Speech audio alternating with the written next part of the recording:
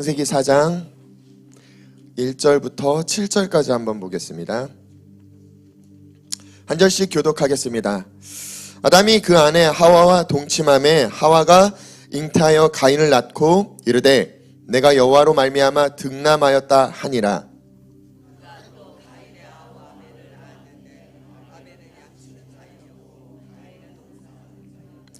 세월이 지난 후에 가인은 땅의 소산으로 제물을 삼아 여호와께 드렸고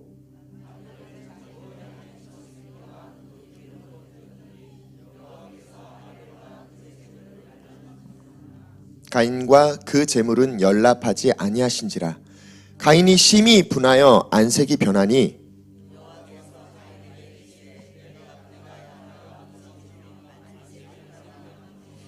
다 같이 합독하겠습니다. 시작. 내가 선을 행하면 어찌 낯을 들지 못하겠느냐.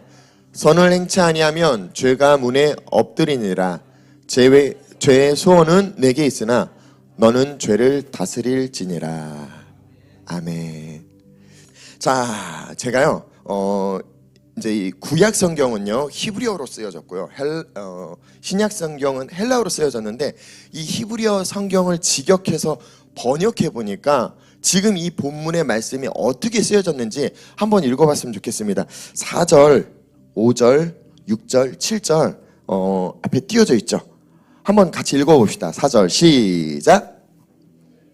크게요, 크게 시작.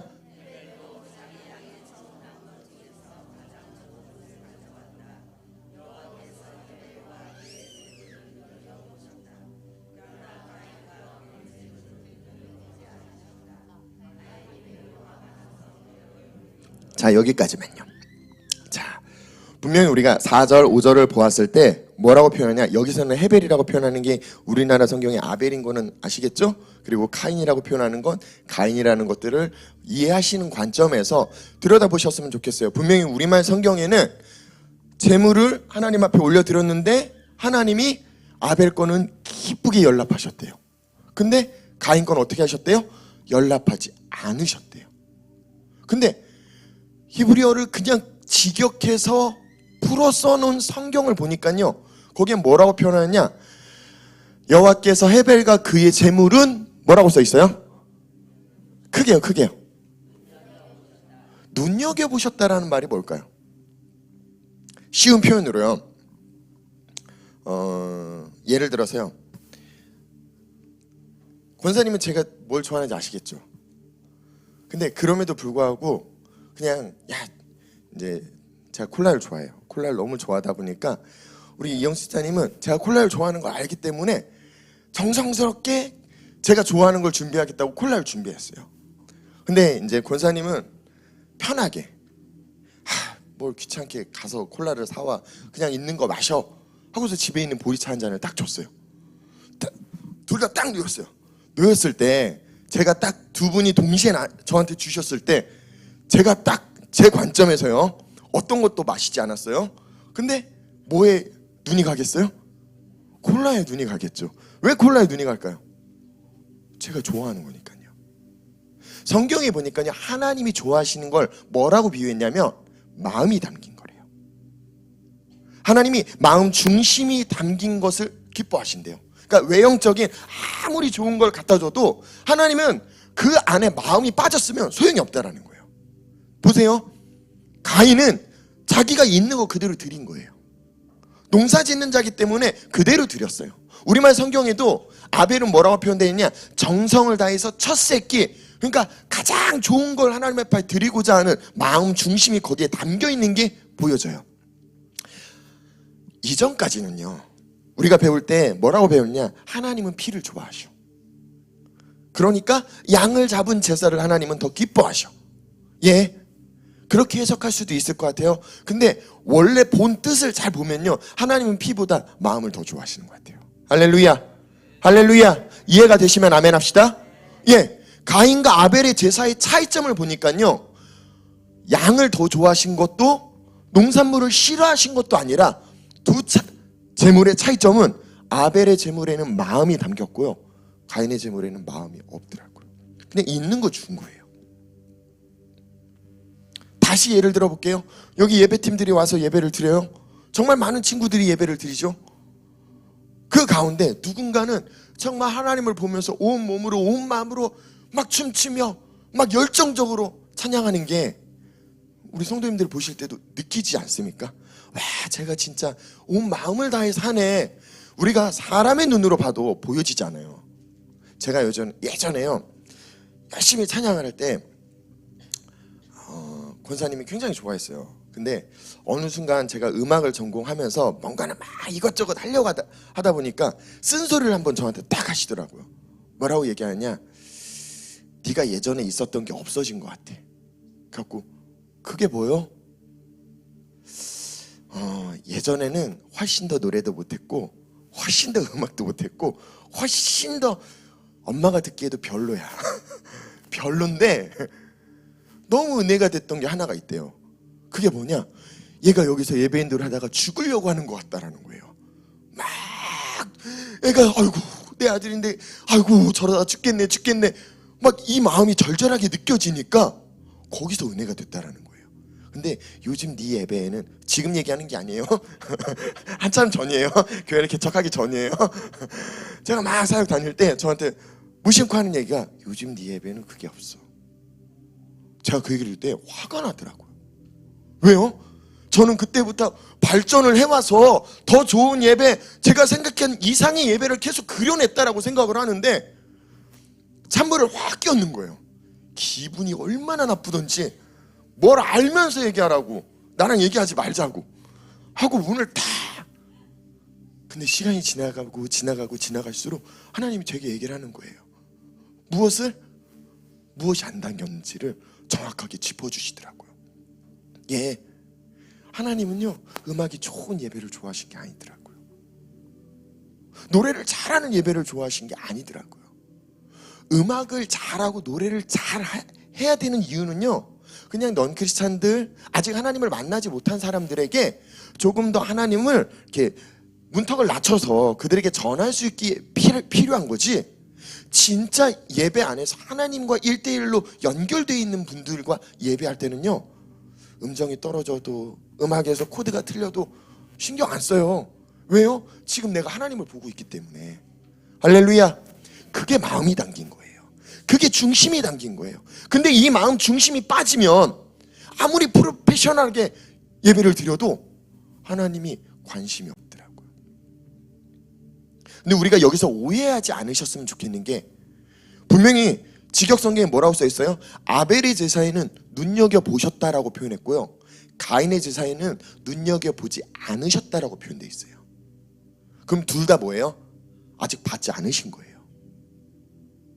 무슨 말씀인지 이해가 되십니까? 콜라든 지금 보리차든 제가 아직 먹지 않은 상태라는 거예요.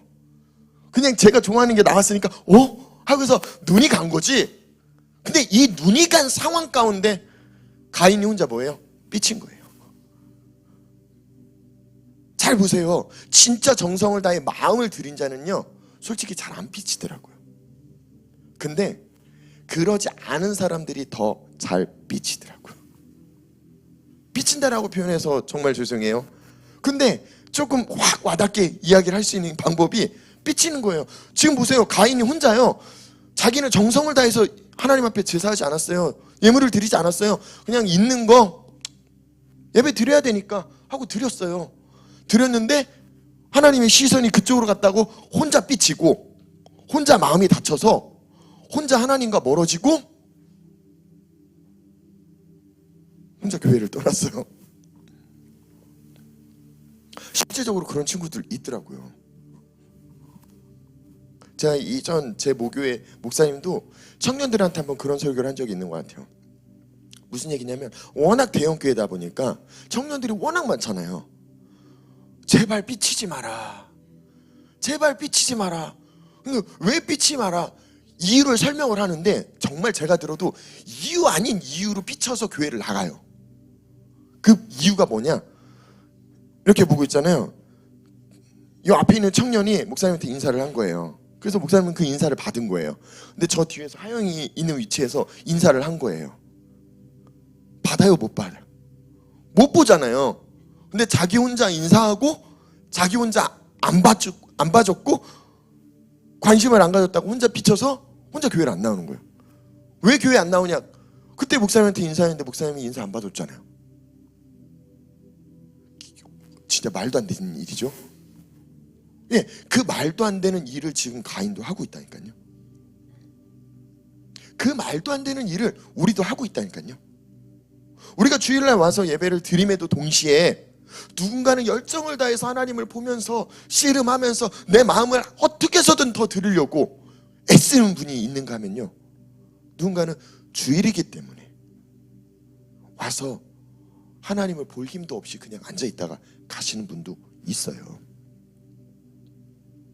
후에 열정을 다해 드린 분에게는 하나님이 엄청난 축복을 주시고 그냥 왔다 간 사람에게는 축복을 안 주면 어떨까요, 기분이? 그거에 비치는 거예요. 제 경험을 하나 또 말씀드릴게요. 제가 예전에 열심히 찬양을 하다가 한번 삐그덕한 적이 있어요. 그래서 찬양을 한 2년간 못할 때가 있었어요. 찬양을 못하는 딱 그 시점이 되니까 모든 게 다 싫더라고요. 예배 드리는 것도 그냥 앉아있는 거예요. 그냥 짜증이 나요. 근데 저보다 훨씬 믿음이 없다라고 생각했던 친구들이 막 눈물 흘리면서 열정으로 손 올리면서 찬양하는 게 왜 이렇게 꼴 보기가 싫은지. 아니 진짜 그냥 꼴사납다라는 표정을 짓게 되더라고요. 왜요? 그리고 다른 사람들한테 얘기해요. 뭐라고 표현하냐? 저거 다 해봤어. 근데 제가 얼마나 갈까? 뭔 얘기예요? 제가 마음을 전부 다 드리지 않으면서 저를 합리화시키고 저 혼자 하나님이랑 멀어져 놓고서 저 사람을 저주하고 있어요. 저 사람을 원망하고 있어요. 저 사람이 무슨 죄가 있어요? 하나님 보고 하나님을 예배하는데.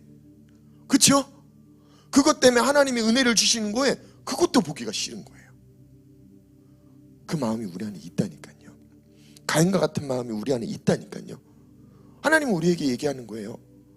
아직 하나님이 제사를 받은 상황이 아니에요. 눈여겨보는 상황이었다라는 거예요. 눈여겨보는 상황 가운데 지금 5절에 보니까 가인이 매우 화가 나서 그의 얼굴이 뭐라고 표현되어 있어요? 떨어뜨려졌대요. 우리말 성경에는 안색이 변했다라고 표현되어 있는데 원어 직역 성경에는 얼굴이 떨어뜨려졌다는 얘기는 무슨 뜻이냐? 하나님을 보는 시선이 땅으로 떨어졌다라는 거예요. 하나님을 보지 못하고 있다라는 거예요. 혼자 비쳐서 벽이 생겼어요. 그 다음 절 보여주세요. 그 다음 절 보니까요, 여호와께서 물으세요. 왜 내가 화났느냐? 왜 내 얼굴이 떨어뜨려졌느냐? 무슨 얘기예요? 왜 혼자 삐쳐가지고 왜 혼자 날 못 봐? 그러면서 하나님이 하신 말씀이 만일 내가 선하다면 얼굴을 들지 못하겠느냐? 여기서 선은 우리의 기준의 선이 아니에요. 하나님 보시는 기준의 선은 하나님에게 정렬되어 있다라는 거예요. 하나님 안에 속해져 있다라는 거예요. 네가 내 안에 속해져 있다면, 내게 정렬되어 있다면 왜 날 못 봐? 왜 날 못 봐? 왜 마음이 불편해? 그러나 내가 선하지 않아서 그 입구에 정렬되어 있지 않아서 우리의 입구에 뭐가 도사리고 있다? 죄가 도사리고 있대요. 자 봅시다. 죄가 도사리고 있다라는 건 죄에 내가 삼켜졌단 얘기예요? 아니면 지금 예고를 해주고 계시는 거예요? 예고예요, 예고. 신약 성경에도요, 가룟 유다에게 마귀가 예수를 팔 생각을 집어 넣었대요. 들어왔어요. 바로 예수님을 팔았습니까? 아니요. 일정한 시간이 지나갔어요. 계속 품었어요. 내가 거부하지 않았더니 내 입구에 죄가 도사렸을 때 하나님은 말씀하세요. 그 죄를 다스릴 줄 알아야 된다고. 나 스스로가 거부할 줄 알아야 된다고. 이 죄를 다스리지 못한다면 이 죄에게 삼켜버린다라는 걸 지금 예고하고 계시는 거예요. 가룟 유다도 그걸 다스리지 못했더니 예수님과 최후의 만찬 자리에서도 제가 느낄 때, 이건 제 마음의 생각이에요. 예수님이 이런 이야기를 하죠. 이 중에 날 팔 자가 있다. 그때라도 생각을 고쳤더라면, 그때 마지막 예고를 해주지 않았나? 최후의 경고를 한번 해주지 않았나? 여기에 날 팔 자가 있어. 그랬으면 내가 잘못 생각했구나. 빨리 내 생각을 바꿔야 되는데 그제서야 안색이 변하고 일어나서 박차고 나가서 바로 예수님을 팔았잖아요. 예, 아까도 제가 설명드렸잖아요. 너 찬양이 예전만치가 않아. 이 얘기를 들을 때 예배 인도자 중에 기분 좋은 사람은 제가 느낄 때 단 한 명도 없을 것 같아요. 왜요? 저도 이 친구들한테 그런 얘기를 하면은 표정을 딱 보면요, 불편해요. 불편하는 게 딱 보여져요. 예, 저도 그렇게 불편했어요. 불편하다 보니까 듣고 내가 무엇이 문제인지를 찾는 게 아니라 멀어지더라고요. 내게 이 이야기를 하는 사람과 멀어지더라고요. 우리는 하나님과 멀어지지 않기를 예수님의 이름으로 축복합니다. 세상에서는요, 하나님을 예배하는 각양각색의 모습들이 있대요. 너무나 다양해요. 우리는 지금 어떤 모습으로 하나님을 예배하고 계신지 한번 점검하시기를 예수님의 이름으로 축복합니다. 우리가 한번 고민해 보자라는 거예요. 왜요? 나 혼자 생각하고 나 혼자 거리 두고 나 혼자 삐쳤어요. 하나님은 보니까요, 한결같이 그 자리에 계셨더라고요. 어떤 것도 선택하지 않았어요. 가인이 덜 이쁘고 아벨이 더 이쁘다 이야기하신 적이 없어요. 아벨의 제사에 눈여겨보신 이유는 그의 마음이 담겼기 때문에, 하나님이 좋아하는 걸 그가 표현했기 때문에 시선을 끌었던 거지, 이를 더 이뻐했다, 성경에 그렇게 표현되어 있지 않아요. 예수님은요, 이 땅에서 매 순간 하나님을 전할 때, 지난주에도 말씀드렸죠, 하나님의 이름을 다른 이름을 대지 않았어요. 그냥 아버지 이 한 가지만 전했어요. 우리가 관점을 바꾸셔야 되는 게, 매 순간 우리가 하나님을 주로 봤을 때 주인된 왕 되신 관점에서 피조물된 우리를 마음껏 하실 수 있다라고 생각을 해요. 예, 마음껏 하실 수 있어요. 그럼에도 불구하고 하나님은 공평하게 매일 한결같이 어제나 오늘도 영원토록 동일한 자리에서 우리를 동일하게 사랑하고 계신다는 거예요. 변하는 건 우리예요. 변하는 건 우리예요. 우리 한번 고백합시다. 변하는 건 나다. 시작. 삐치는 건 나다. 시작. 확실하십니까? 확실하십니까? 오늘 삐치지 않기를 예수님의 이름으로 축복합니다. 굉장히 많이 교회 안에서도 이 삐치는 게 굉장히 많대요. 아직 저는 저희 교회 안에서 제가 보지 못했고 경험하지 못했어요. 근데 굉장히 많은 교회에서는 목회자들이 이것 때문에 너무 힘들대요. 왜요? 일을 시킨 거에 기뻐하는 사람이 있으면 누군가는 삐친대요. 그럼 우리가 한번 들여다보자라는 거예요. 내가 어떤 마음을 갖고 있는지, 내가 어떤 생각을 갖고 있는지. 성경이 분명히요, 내 마음도 중요하고 네가 선하다면 이라고 표현했죠. 네가 나랑 정렬되어 있다면, 하나님 안에 거하고 있다면 이게 중요하다라는 거예요.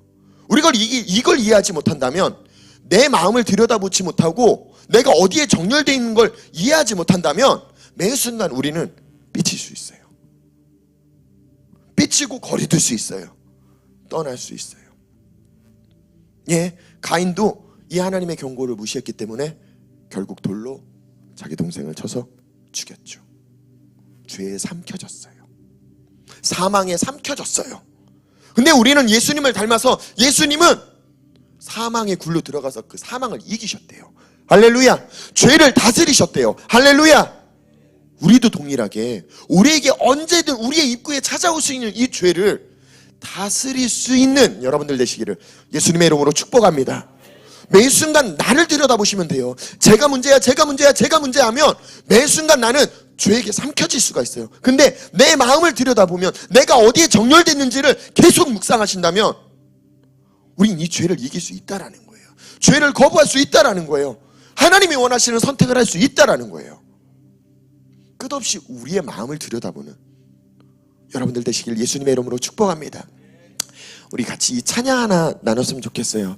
주님 마음 내게 주소서라는 찬양 아시죠? 우리 이 찬양을 통해서 우리의 마음에 있는 것들을 하나님 앞에 표현하는 시간 됐으면 좋겠습니다. 그리고 하나님 앞에 내 마음을 결단하고 하나님이 주시는 마음으로 내가 새로운 생각, 새로운 마음을 품고 하나님 앞에 기도하는 우리 모두가 되길 예수님의 이름으로 축복합니다.